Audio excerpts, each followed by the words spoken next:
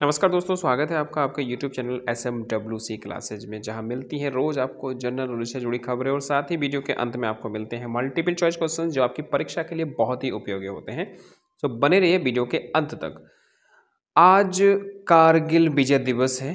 26वां वर्षगांठ 26 जुलाई है और आज ही कारगिल विजय दिवस है।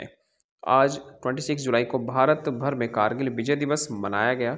1999 में भारतीय सेना ने ऑपरेशन विजय के तहत कारगिल युद्ध में पाकिस्तानी घुसपैठियों को खदेड़ कर जीत हासिल की थी।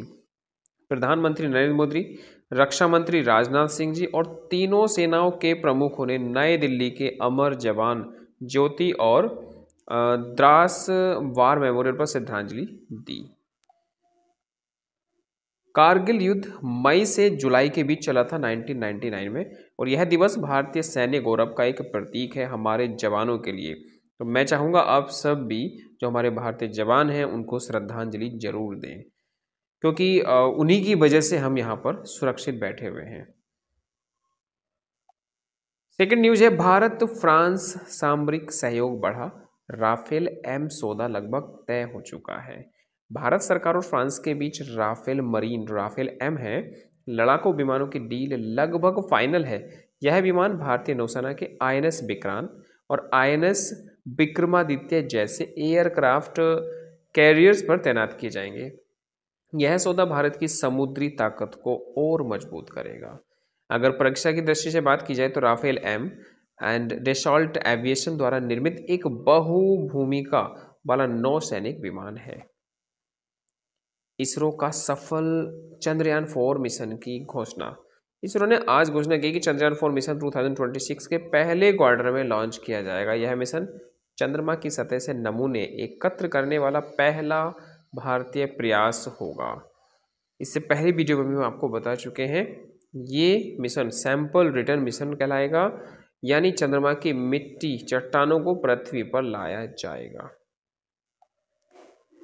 बेंगलुरु में विश्व AI समिट 2025 का उद्घाटन हुआ है। विश्व AI समिट 2025 का शुभारंभ बेंगलुरु में हुआ, जिसमें 40 से ज़्यादा देशों के वैज्ञानिकों और AI कंपनियों ने हिस्सा लिया है।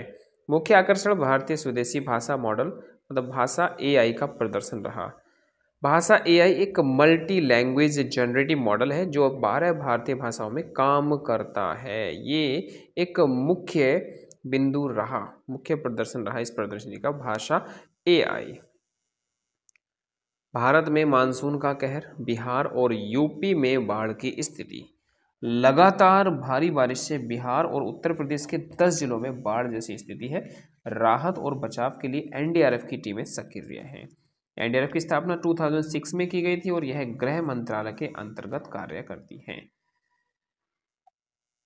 भारतीय अर्थव्यवस्था में 6.9% वृद्धि का अनुमान IMF ने बताया। IMF ने इस चीज़ को ये घोषणा की है कि जो भारतीय अर्थव्यवस्था है उसमें लगभग 6.9% की वृद्धि का अनुमान लगाया गया है। अपने ताज़ा रिपोर्ट में इन्होंने कहा है कि भारत की अर्थव्यवस्था 2025 में 6.9% की दर से बढ़ेगी, जो वैश्विक औसत अगर पूरे विश्व की बात की जाए तो 2.8% से कहीं ज़्यादा है। आपको ध्यान रखना है कि IMF का मुख्यालय कहाँ पर है, वॉशिंगटन DC में, और इसके MD कौन है, क्रिस्टेलिना ग्योर्गिएवा। ध्यान रखेंगे, क्रिस्टेलिना ग्योर्गिएवा इसके MD है और इसका मुख्यालय वॉशिंगटन DC में है। गगनयान मिशन के लिए चयनित अंतरिक्ष यात्री दल का खुलासा हो चुका है कि उसमें कौन कौन रहेंगे। इसरो ने 4 भारतीय अंतरिक्ष यात्रियों का नाम घोषित किए हैं जो 2026 में गगनयान मिशन पर जाएंगे। ये सभी भारतीय वायुसेना के टेस्ट पायलट हैं। गगनयान भारत का पहला मानवयुक्त अंतरिक्ष मिशन होगा जहां से मिट्टी के सैंपल लाए जाएंगे। नेक्स्ट है, मध्य प्रदेश में हर घर जल योजना 100% सफल रही है। मध्य प्रदेश देश का पहला सबसे बड़ा राज्य बन गया है जहां सभी ग्रामीण घरों में नल से जल आपूर्ति सुनिश्चित की गई है। प्रधानमंत्री मोदी ने इसकी प्रशंसा की है। परीक्षा की दृष्टि से अगर बात की जाए तो जल जीवन मिशन की शुरुआत 15 अगस्त 2019 को हुई थी। 6 ईयर में हर घर में नल से जल आपूर्ति सुनिश्चित की जा रही है। विंबलडन 2025 पुरुष खिताब जीतने वाले पहले भारतीय आर्यन मल्होत्रा। 20 वर्षीय आर्यन मल्होत्रा ने टेनिस इतिहास रचते हुए विंबलडन 2025 का पुरुष एकल खिताब जीता है।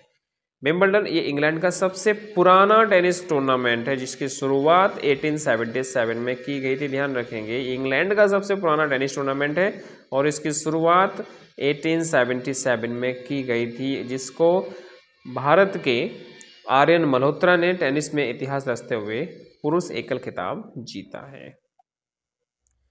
चीन में बायोटेक रिसर्च लीक से वायरल इन्फेक्शन का खतरा हुआ है। चीन के एक बायोटेक संस्थान में वायरस लीक की खबर ने वैश्विक चिंता बढ़ा दी है। सभी विश्व WHO ने जांच शुरू कर दी है।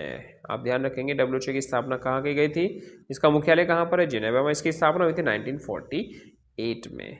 चीन के साथ ऐसी खबरें आए दिन आती रहती है, जैसे कोरोना के बारे में भी यही खबरें आई थी, तो हमें सभी को सतर्क रहना चाहिए। अब आज के MCQ क्वेश्चंस हैं, तो ये भी सब आपको ध्यान रखना है। फर्स्ट क्वेश्चन है स्टूडेंट्स, कारगिल विजय दिवस कब मनाया जाता है? ये क्वेश्चन सभी को आंसर पता होना चाहिए। क्या 15 अगस्त, 26 जुलाई, 2 अक्टूबर या 27 मई? तो इसका आंसर है ऑप्शन बी, 26 जुलाई को कारगिल विजय दिवस मनाया जाता है। सेकेंड क्वेश्चन है, राफेल M किस देश का नौसैनिक विमान है? रूस, अमेरिका, फ्रांस या जर्मनी? राफेल M की अगर हम बात की जाए करें तो राफेल M किस देश का नौसैनिक विमान है? कमेंट बॉक्स में आंसर बताइए। इसका आंसर है option C, France. Rafale M किस देश का नौसैनिक विमान है? तो इसका आंसर हो जाएगा फ्रांस। क्वेश्चन नंबर 3 है, चंद्रयान 4 मिशन किस वर्ष लॉन्च किया जाएगा? 2025 में, 26 में, 27 में या 28 में? सो आंसर पता होना चाहिए, ऑप्शन बी, 2026 में चंद्रयान 4 मिशन को लॉन्च किया जाएगा। भाषा AI किस क्षेत्र से संबंधित है? अगर आपसे पूछा जाए कि भाषा AI किस क्षेत्र से संबंधित है, तो सीधी सी बात है, रक्षा से, शिक्षा से, भाषा आधारित AI से, कृषि से। So option C is your right answer. तो भाषा AI किस क्षेत्र से संबंधित है? तो भाषा आधारित AI से संबंधित है। IMF की नई रिपोर्ट के अनुसार भारत की अनुमानित वृद्धि दर क्या है? ये भी ध्यान रखना है कि IMF की नई रिपोर्ट के अनुसार भारत की अनुमानित वृद्धि दर कितनी बताई गई है? 5। Option number 5.5, A option number B 6.2%, C 6.9% या 7.4%। सो आंसर हो जाएगा इसका सी, 6.9%। 6.9% की अनुमानित वृद्धि की दर बताई गई है। क्वेश्चन नंबर 6 है, NDRF किस मंत्रालय के अधीन काम करती है? जो NDRF की टीम होती है वो किस मंत्रालय के अधीन काम करती है? रक्षा मंत्रालय, गृह मंत्रालय, स्वास्थ्य मंत्रालय या फिर पर्यावरण मंत्रालय? तो इसका आंसर याद रखेंगे, ऑप्शन बी, NDRF गृह मंत्रालय के अधीन काम करती है। क्वेश्चन नंबर 7, हर घर जल योजना किस राज्य में 100% पूरी हुई है? हर घर जल, जहां पर नल के द्वारा सभी के घर में पानी पहुंच चुका है, उत्तर प्रदेश, गुजरात, मध्य प्रदेश या फिर महाराष्ट्र? तो इसका ऑप्शन है सी, मध्य प्रदेश में हर घर जल योजना 100% पूरी हो चुकी है।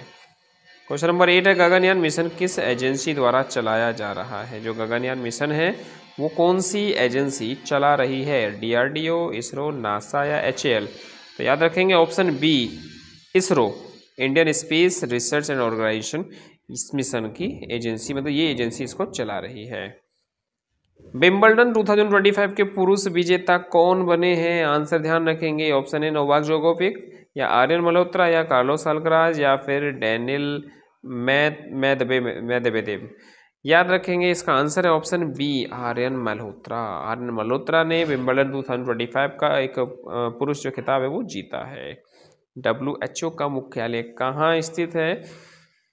ऑप्शन नंबर इसका बी, जिनेवा में WHO का मुख्यालय। ये भी ध्यान रखेंगे आप। वेरी इंपॉर्टेंट क्वेश्चन है, सभी क्वेश्चंस को सही तरीके से कीजिए और मुझे बताइए कि कितने क्वेश्चंस के आपको पहले से आते थे, प्लीज़ कमेंट बॉक्स में ज़रूर बताएं। और आज का स्टैटिक GK क्विज क्वेश्चन है, भारत का एकमात्र ज्वालामुखी कहाँ स्थित है? भारत का एकमात्र ज्वालामुखी कहाँ पर स्थित है? इसका कमेंट करें, आपका जवाब इसमें कमेंट बॉक्स में ज़रूर बताएं। अगर वीडियो पसंद आए तो please like, share and subscribe. मिलते हैं नेक्स्ट वीडियो में।